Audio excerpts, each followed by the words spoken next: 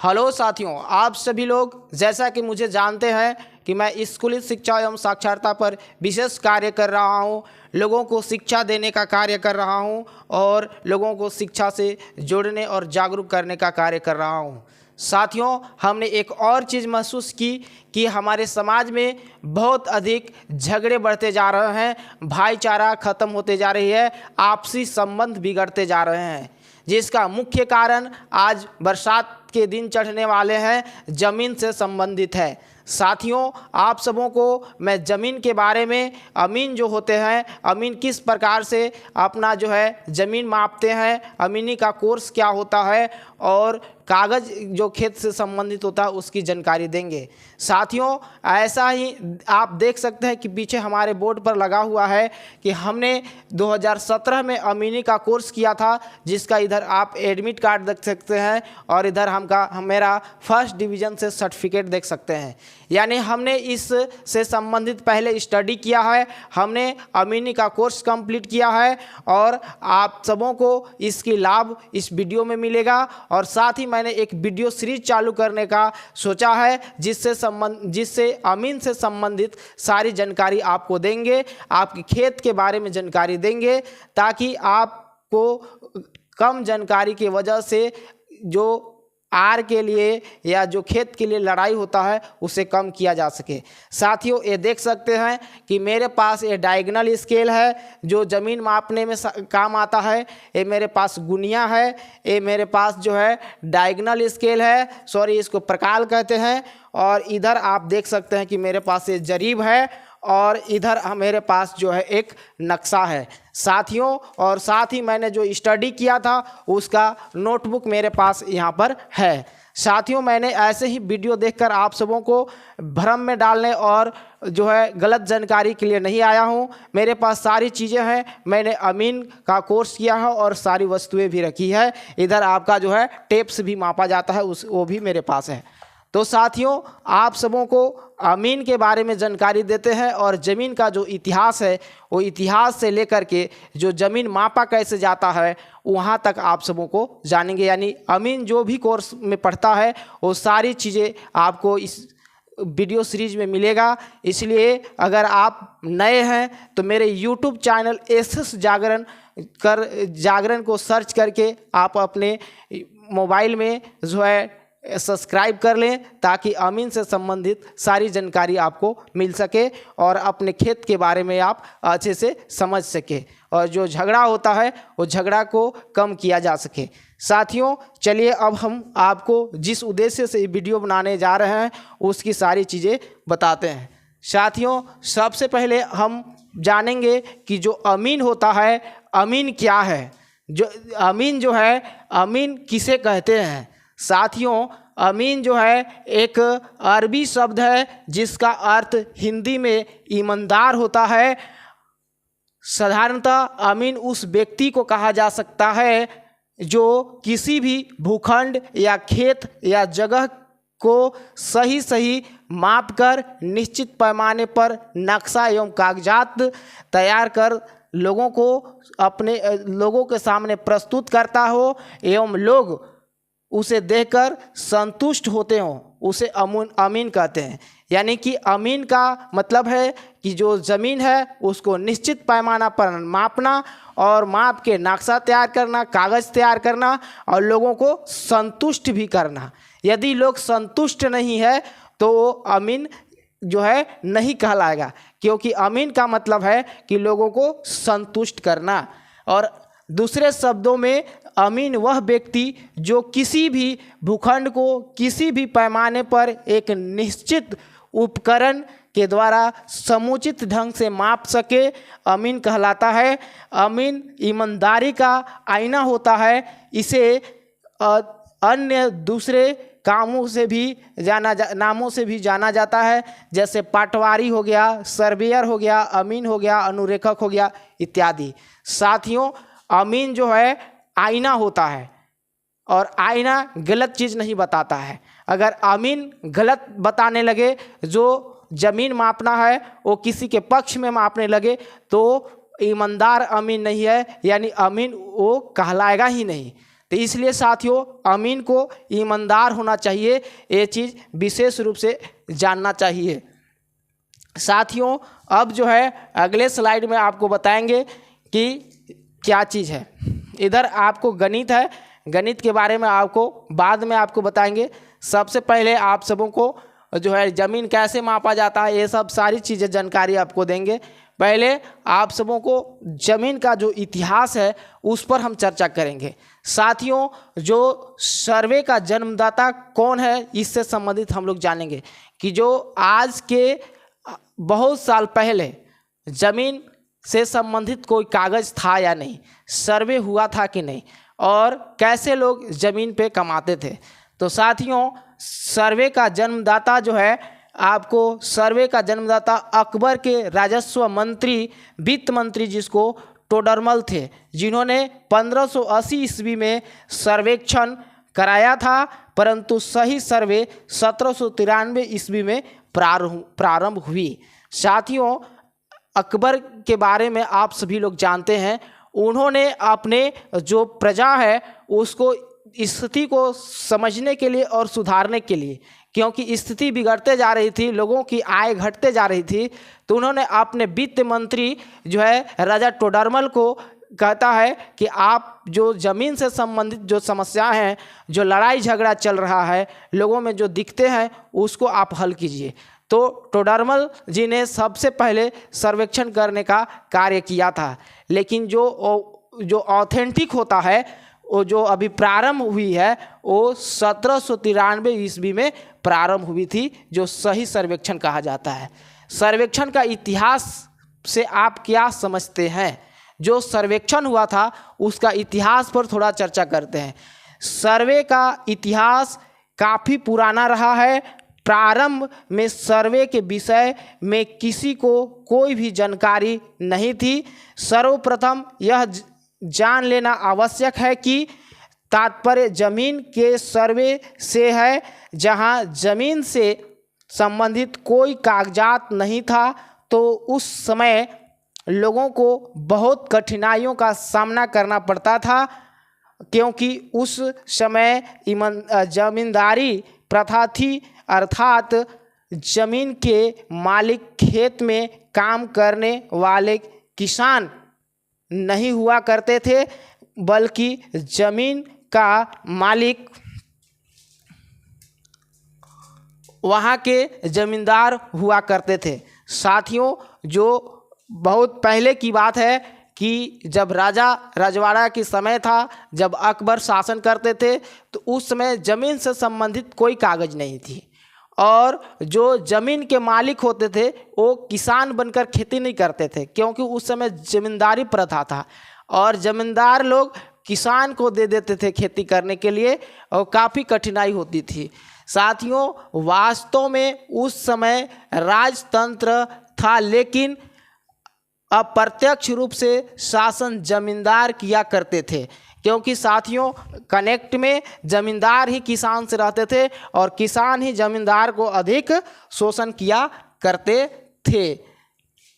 आगे वे लोगों के बीच जमीन की बंदोबस्त किया करते थे, जो क्रमशः 2 साल, 5 साल, 7 साल तथा 10 साल के लिए किया करते था। इसके पश्चात उनसे ज़मीन ले ली जाती थी, नया दर पर पुनः उन्हें जो है बंदोबस्त कर दिया जाता था। साथियों आज के जो है सैकड़ों वर्ष पूर्व जब राजतंत्र था, तो जमींदारी प्रथा थी, ज़मीन का मालिक एक हुआ करता था और बंदोबस्त किया जाता था।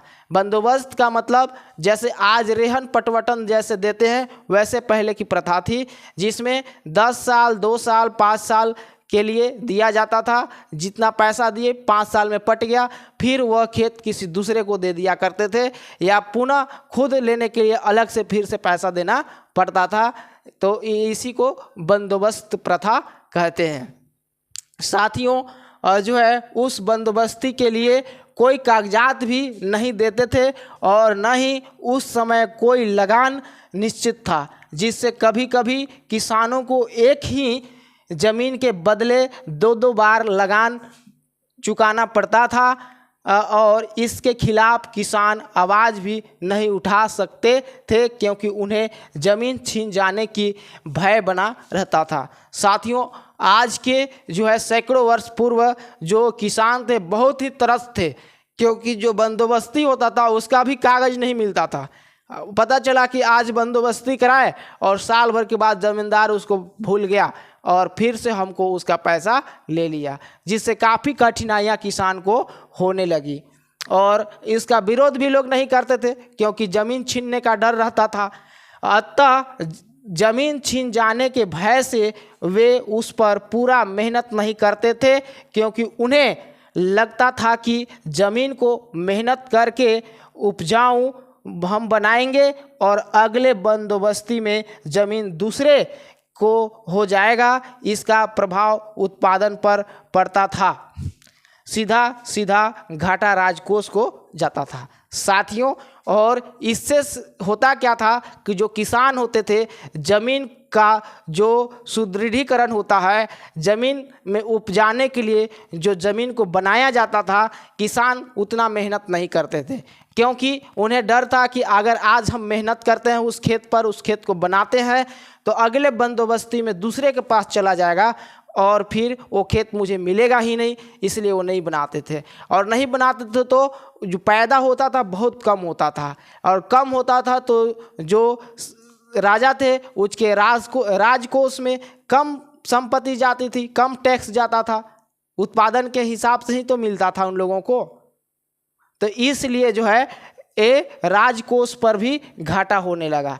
अतः ज़मीन से संबंधित कोई भी नियम या कागजात बनवाने की आवश्यकता महसूस किया जाने लगा, लेकिन इसके लिए किसी को आगे आना था। अतः इसके लिए बादशाह अकबर ने अपने राजस्व मंत्री टोडरमल को इस कार्य के लिए जिम्मेवारी सौंपी। इसके बाद टोडरमल ने सर्वे से संबंधित कोई भी नियम बनाने का संकल्प लिया और अपने नेतृत्व में अंतिम समय तक इस कार्य को पूरा किया।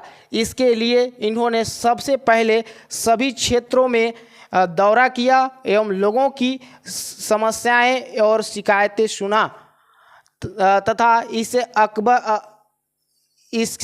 उसे आधार बनाकर सबसे पहले इन्होंने सभी गांव का एक फर्जी आकार का नक्शा बनाया और उन्हें प्रत्येक गांव को एक एक नंबर को आज भी हम थाना नंबर के नाम से जाना जाता है। साथियों, राजा टोडरमल उनके वित्त मंत्री टोडरमल को यह कार्य सौंपा गया और उन्होंने सबसे पहले लोगों की समस्याएं सुनी, लोगों की शिकायतें सुनी, वो उन्होंने भ्रमण किया।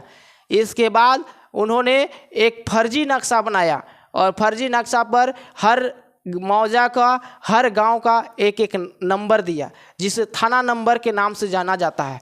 आज भी आप अपने नक्शा में देखेंगे, आप अपने गांव का जो ज़मीन से संबंधित अमीन से पूछेंगे तो एक थाना नंबर दिया हुआ रहता है और उससे ही जो है वहाँ पे रजिस्टर्ड है। तो थाना नंबर जो है ये आज का बनाया हुआ नहीं चीज़ है, ये टोडरमल का समय में ही इसका निजात किया गया था। साथ ही साथ उन्होंने प्रत्येक मौजे का सरहदी नक्शा भी बनाया, जो किसी भी पैमाने पर माना तो नहीं जा सकता है। हालांकि उन्होंने इसके लिए 4 इंच बराबर 1 मील का पैमाना सुनिश्चित किया, लेकिन पूर्णतः इसे लागू नहीं करवा पाए। याकवस्त सर्वे किया गया। साथियों, जो उन्होंने जो कार्य प्रारंभ किया वास्तव में वो आधार रखते हैं। उनका जो आधार है, आज जो सर्वे हो रहा है या आज जो हमारे पास ज़मीन से संबंधित कागज़ें हैं, उन्हीं का समझिए कि उपज है। उन्होंने जो कार्य किया वो अपने समय में पूर्णतः लागू नहीं करा पाए, लेकिन आधार उन्होंने बनाया कि ज़मीन का सर्वे होना चाहिए, ज़मीन का नक्शा बनना चाहिए, ज़मीन का कागजात होना चाहिए, ताकि किसान अपने मालिकाना हक जता सके और खेत को सुदृढ़ कर सके और खेती कर सके। साथियों, ब्रिटिश सरकार के आने पर किसानों की दशा में सुधार लाने के लिए सन 1813 ईस्वी में जमींदार वाले ज़मीन को अस्थायी बंदोबस्त कर दी गई एवं बंगाल जो टेंडेंसी होता है 1850 ईस्वी में पहला सर्वे होने का कानून बनाया। उस समय बिहार, बंगाल, झारखंड संयुक्त प्रांत था। सभी राज्यों में एक नियम लागू किया गया। साथियों, जो ब्रिटिश, जैसा कि हम लोग जानते हैं कि हम लोग अंग्रेज का गुलाम, जब राजतंत्र खत्म होता है तो अंग्रेज का गुलाम हो जाते हैं, और जो ब्रिटिश सरकार थी, ब्रिटिश सरकार यहाँ पर हुकूमत जताती थी।